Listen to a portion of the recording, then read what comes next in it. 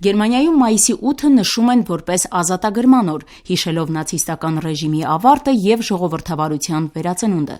Մայիսի 9-ը, որը խորհրդային տարածքներում նշվում է որպես հաղթանակի օր, Գերմանիայում չունի պաշտոնական կարգավիճակ։ Այդ օրը համընկնում է Եվրոպայի օրվա հետ, որը նշվում է որպես խաղաղության և միասնության օր։ Այս տարի երկրորդ համաշխարհային պատերազմի ավարտի 80-ամյակին Բեռլինում հիշատակի միջոցառումներ են, իսկ Գերմանիայի նախագահ Ֆրանկ-Վալտեր Շտայնմայերն իր ուղերձում ընդգծել է պատմությունը ճիշտ ընկալելու կարևորությունը։ Մեջբերում. Մենք բոլորս մայիսի 8-ի երեխաներն ենք։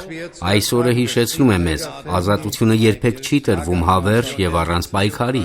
Մենք պետք է այն մշտապես պաշտպանենք թե ներսում, թե դրսում։ Հիշողությունը չպետք է դառնա ձևականություն։ Մենք պետք է շարունակենք հիշել ոչ միայն զոհերին, այլև այն պատասխանատվությունը, որ կրում ենք որպես ժողովուրդ, հատկապես այսօր, երբ պատերազմը կրկին վերադարձել է Եվրոպա։ Երկրորդ համաշխարհայինից հետո Գերմանիան անցավ հոգեբանական խորքային վերափոխման ծանր շրջան։ Գերմանիայի պարտությունից դեպի ժողովրդավարություն ուղին դասագրքային թեմա է, բազմաթիվ հետազոտությունների առարկա։ Առանցքային է հարցը, թե այդ երկիրն ինչպես հոգեբանորեն հաղթահարեց այդ վիճակը։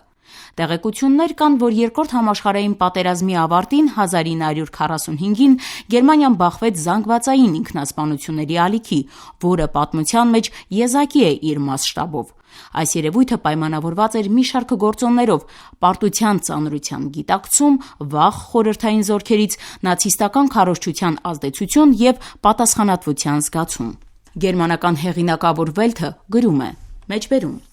Վերջում մարդկանց համար ցիանիդ կար։ Բեռլինում գրանցվել է ավելի քան 7000 ինքնասպանություն, սակայն իրական թիվը, ըստ մասնագետների, կարող է ավելի բարձր լինել, հաշվի առնելով պատերազմից հետո տիրող քաոսը։ Deutschlandfunk-ը գրում է. Մեջբերում. Դեմմին քաղաքում, երբ խորհրդային զորքերը մոտեցան, մոտ 1000 մարդ ինքնասպանություն գործեց, հիմնականում խեղդվելով գետում։ Այդ դեպքը համարվում է Գերմանիայում ամենամեծ զանգվածային ինքնասպանությունը։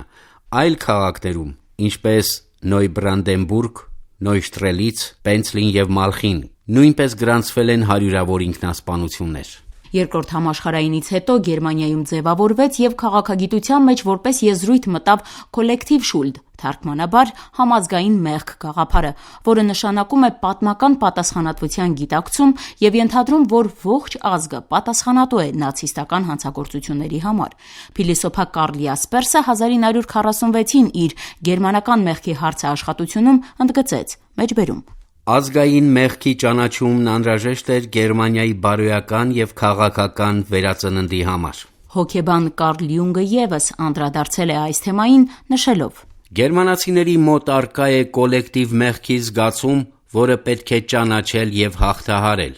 Գերմանիայում պատերազմից հետո ծնված սերունդներն անուն ունեն Kriegskinder, պատերազմի երեխաներ, որոնք հաճախ բախվել են անցյալի հոգեբանական բեռի հետ։ Նրանցից շատերը մեծացել են լռության և մեղքի մթնոլորտում, առանց բաց քննարկումների։ Ժամանակի ընթացքում ձևավորվել են թերապևտիկ մեթոդներ ևս, որոնք օգնում են մարդկանց հասկանալ և հաղթահարել իրենց ընտանիքի պատմական տրավմաները։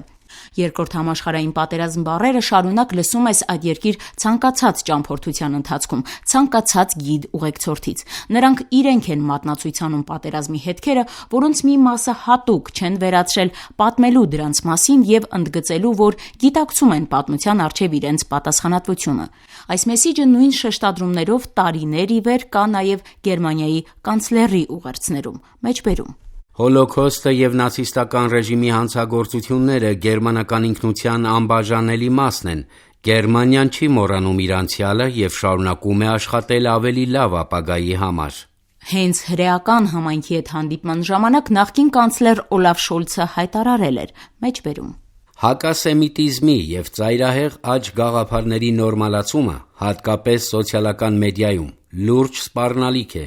Ամեն սերունդ պետք է ճանաչի և ընդունի պատմական փաստերը, անկախ ծագումից կամ կրոնից։ Այսօր Գերմանիան շարունակում է աշխատել իր իսկ պատմության դասերի հետ, հիմքում ունենալով հիշողության, պատասխանատվության և կրթության կարևորությունը և ընդգծելով. սա է անհրաժեշտ ճգնաժամերին դիմակայելու կարողության զարգացման համար։ Լիանա Եղազարյան, Ռադիոլուր։